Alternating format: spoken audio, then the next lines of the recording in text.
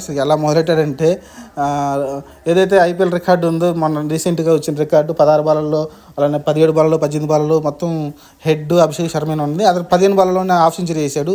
అంత బీభత్సం చేశాడు. మీరు చూస్తే 18 బాలల్లోనే 65 పరుగులు చేసాం, 7 సిక్స్లు 5 4లతో అయితే 18 బాలను 65 పరుగులు చేశాడు. 361 స్ట్రైక్ రేట్ ఆడడం చూసాం. ఆ తర్వాత అభిషేక్ పోరాలు కూడా మంచి భాగస్వామ్యం అతనితో చేసుకుంటూ వచ్చాడు. 22 బాల్లోనే 42 పరుగులు చేయడం చూసాం. అతను కూడా 190 స్ట్రైక్ రేట్ ఆడడం చూసాం.